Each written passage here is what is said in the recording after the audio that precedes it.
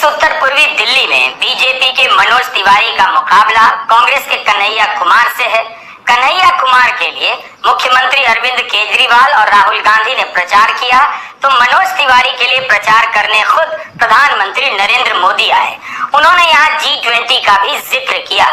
जिस दिल्ली से पूरे देश के लिए बड़ी बड़ी बातें होती हैं, उस दिल्ली के इस हिस्से से कांग्रेस के उम्मीदवार कन्हैया कुमार G20 नहीं बल्कि P20 की बात कर रहे हैं। P से प्रॉब्लम। यहाँ के मोहल्लों में, गलियों में, बाजारों में नाली, पानी और सड़क जैसी 20 समस्याएं हैं। मोदी G20 के सपने दिखा रहे हैं और कन्हैया P20 की हकीकत बता रहे हैं। तो हमने भी उनके लिए गाना गा दिया। उनको गाना बहुत पसंद है ना, वो एक गाना गाए, बेबी बियर पी के नाचे लगली झमक झमक झमक। तो हम भी उनके लिए गाना गाए, मनोज तिवारी भागे लगना नाली देख के झमक झमक।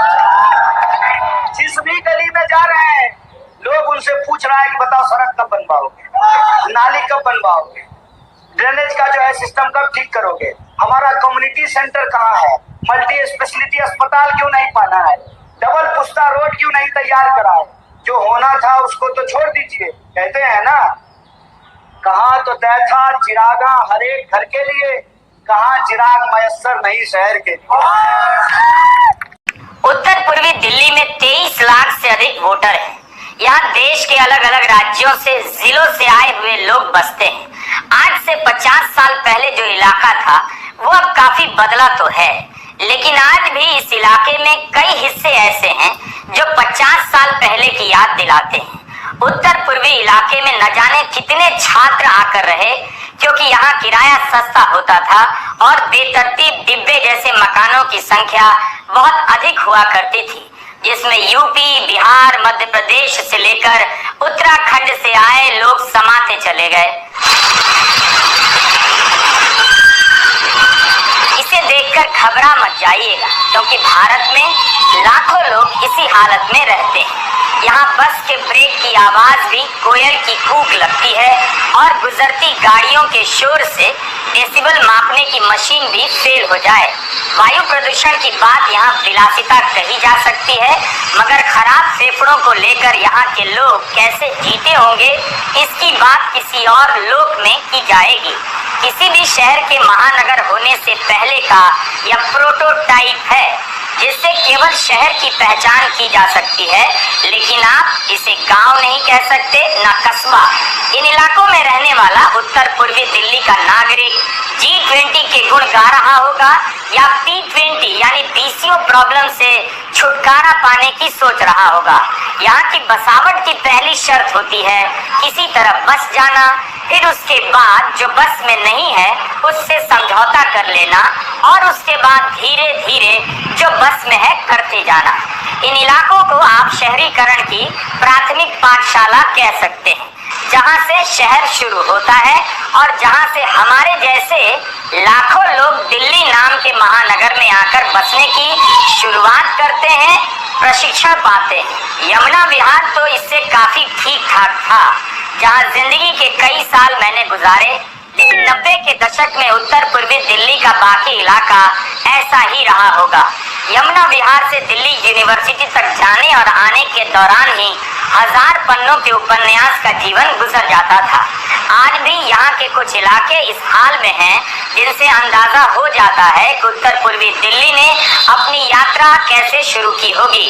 मैं भी यहाँ रह चुका हूँ, कन्हैया को भी याद है अपने पुराने दिन। क्योंकि आप में से कुछ साथी जानते हैं, जब मैं बिहार से दिल्ली आया था रहने के लिए, तो उत्तर पूर्वी दिल्ली क्षेत्र में ही रहा करता था। मुखर्जी नगर के पास एक जेजे कॉलोनी है, नेहरू विहार, मैं वहां रहा करता था। मैं रूबरू हूँ, वाकिफ हूँ इस इलाके की समस्याओं से, लेकिन मैं चाहता था कि उत्तर पूर्वी दिल्ली में रहने वाले जो लोग हैं उनकी जन भागीदारी हो, उनकी सहभागिता हो। उत्तर पूर्वी दिल्ली में रहना शहर में कस्बाई होना नहीं है, बल्कि कस्बाई होने को शहर बनाना है। दक्षिण दिल्ली में रहते हुए आप जितना नहीं सीखते, उतना आप करावल नगर, भजनपुरा, यमुना विहार में रहते हुए सीख जाते हैं। नंदनगरी से तीमारपुर की बस यात्रा का अनुभव न्यूयॉर्क के मेट्रो से काफी अलग है, लेकिन दिल्ली में सबसे पहले मेट्रो इसी इलाके में आई। 2002 में शाहदरा से 30,000 की लाइन चालू हुई। ऐसी सड़कें ईश्वर का वरदान लगती हैं। ऊंच नीच तो है लेकिन सड़क भी है। कांग्रेस के संदीप दीक्षित के समय से उत्तर पूर्वी दिल्ली बदलने लगी थी, फिर भी इसके इलाके न होते तो यूपी, बिहार, उत्तराखंड, झारखंड, मध्य प्रदेश के तमाम जिलों के लोगों को शहर में रहने का अवसर नहीं मिलता। इन इलाकों का पिछड़ा होना ही पिछड़े इलाकों से आ रहे लोगों के लिए एक घर सा बन गया। कोई कहीं से आया हो, लेकिन अब ज्यादातर लोग 50-60 साल से यहाँ रहते आए हैं। इसी के एक इलाके में मेरा भी कई साल रहना हुआ। यमुना विहार में करावल नगर, खजूरी खास, शाहदरा, भजनपुरा, नंदनगरी, सोनिया विहार, मुस्तफाबाद, जाफराबाद, राजा मार्केट, बाबरपुर, बुराड़ी, सीमापुरी, रोहतास नगर, सीलमपुर, गोकुलपुरी, तिमारपुर, शाहदरा, सारे इलाके के नाम संभव नहीं और किसी भी उम्मीदवार के लिए इस संसदीय क्षेत्र के हर कोने में जाकर प्रचार करना आसान भी नहीं। अब यहाँ पर मुकाबला हो रहा है बीजेपी के मनोज तिवारी से। दिल्ली में मनोज तिवारी अकेले ऐसे उम्मीदवार हैं जिनका इस बार टिकट नहीं कटा। बीजेपी के बाकी के 6 उम्मीदवारों के टिकट ही कट गए। जाहिर है मनोज तिवारी इस इलाके के विकास को लेकर जो दावे करेंगे उससे किसी को भी यकीन हो सकता है कि वह उत्तर पूर्वी दिल्ली में नहीं चांद पर है।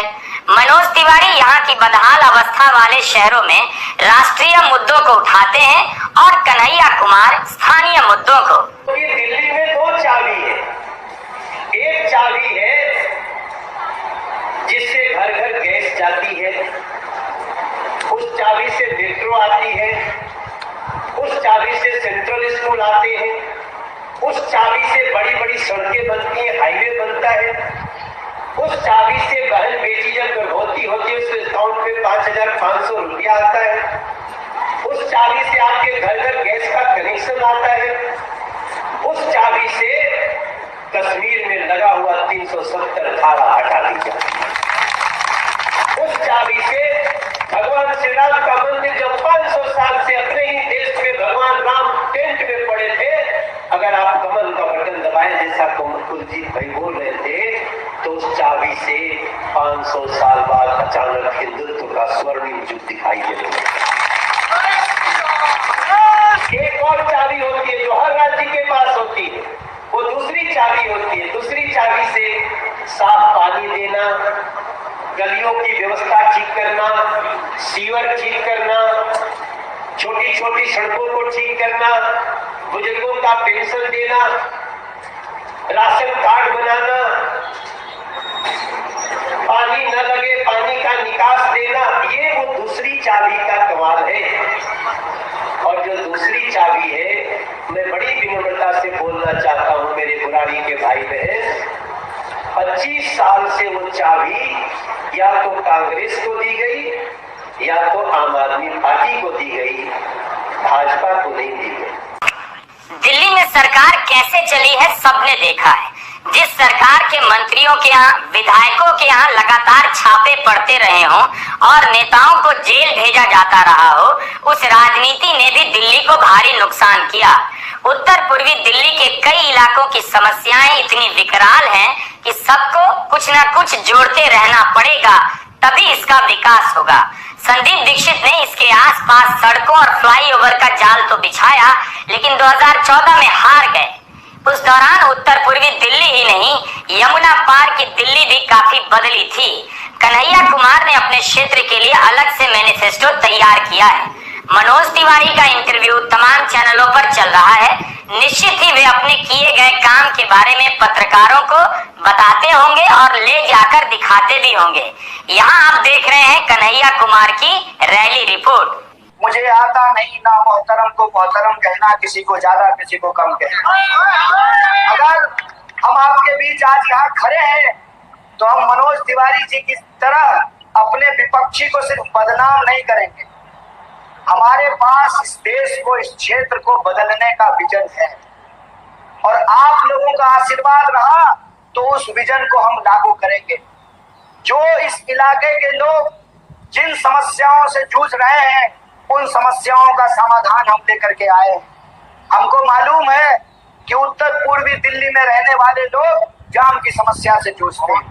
उत्तर पूर्वी दिल्ली में रहने वाले लोग सड़कों की चौड़ीकरण नहीं होने से यातायात की समस्याओं से रोज जूझते हैं। उत्तर पूर्वी दिल्ली में बड़ा मजेदार है सर, नल से पानी आता नहीं है और नाली से पानी रुकता नहीं है। ये जो हालत है, इस हालत से हम परिवर्तन चाहते हैं और हम जो सवाल उठा रहे हैं उस सवाल का असर देखिए साहेब।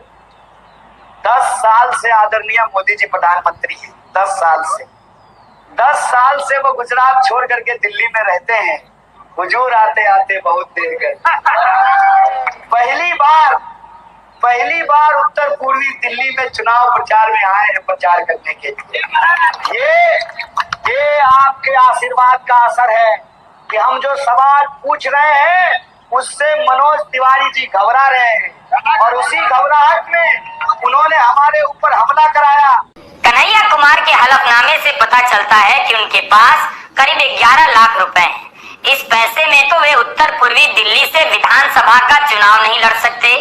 दूसरी तरफ मनोज तिवारी ने अपनी संपत्ति मात्र 28 करोड़ की बताई है। मनोज तिवारी दिल्ली के सबसे अमीर उम्मीदवार हैं। यही नहीं, उनकी पार्टी बीजेपी भी भारत की सबसे अमीर पार्टी है। भारत के इतिहास में किसी भी दल के पास आधिकारिक चंदा इतना नहीं हुआ जितना बीजेपी के पास है।